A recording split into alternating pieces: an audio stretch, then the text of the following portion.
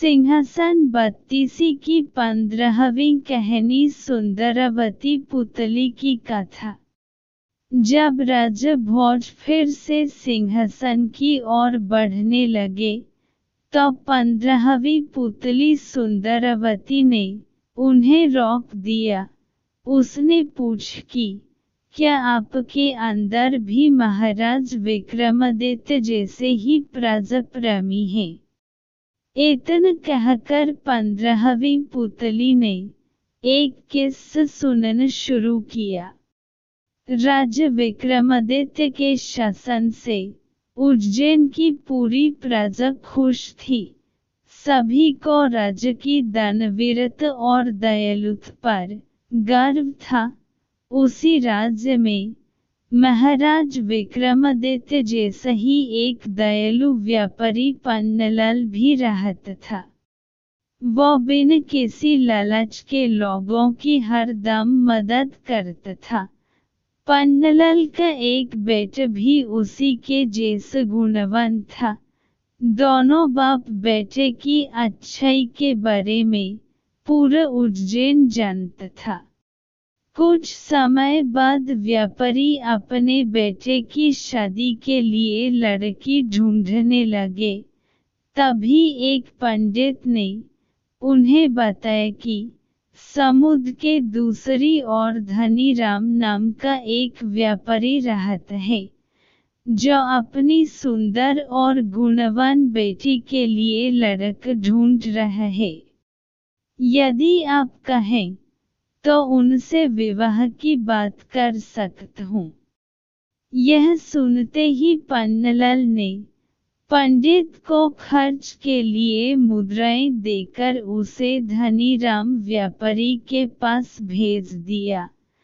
धनीराम को पंडित का प्रस्ताव अच्छा लगा और उन्होंने शादी के लिए हाँ कर दी। दोनों परिवार की सहमति के बाद शादी का शुभ मुहूर्त भी तय हो गया। विवाह होने के कुछ दिन पहले उज्जैन में बहुत तेज बारिश होने लगी।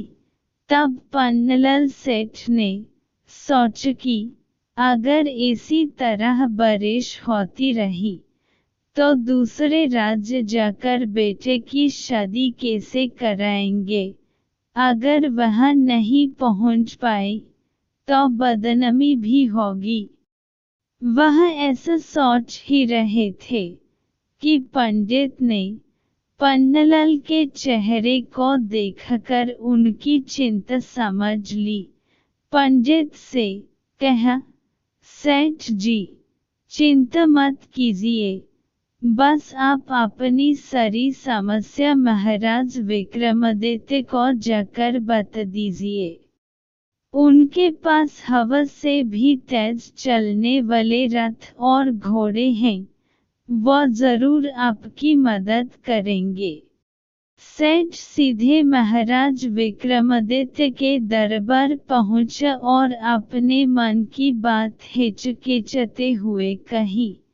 व्यापारी की परेशानी सुनकर महाराज ने कहा कि हर राजा की असली संपत्ति उसकी प्रजा ही होती है।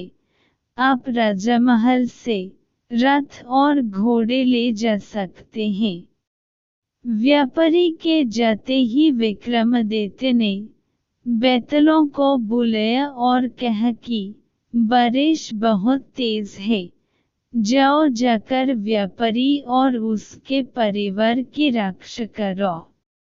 तभी व्यापारी अपने बेटे की शादी के लिए पूरे परिवार और रिश्तेदारों के साथ रथ लेकर दूसरे राज्य के लिए निकल गए। चलते चलते वो समुद्र के किनारे पहुंच गए। गहरा पानी देखते ही व्यापारी के मन में हुआ कि अब रथ से समुद्र कैसे पार हो पाएगा। पन्नालाल यह सोच ही रहा था कि देखते ही देखते रथ पानी पर दौड़ने लगा। व्यापारी समय रहते ही पूरे परिवार के साथ विवाह स्थल पर पहुंच गए और धूमधाम से बेटे की शादी करके अपने नगर वापस आ गए।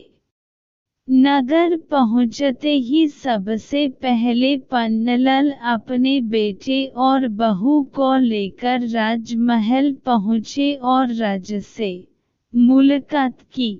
राजा ने उन दोनों को आशीर्वाद देते हुए पन्नालाल को कहा कि आप रथ और घोड़े बच्चों को दे देना।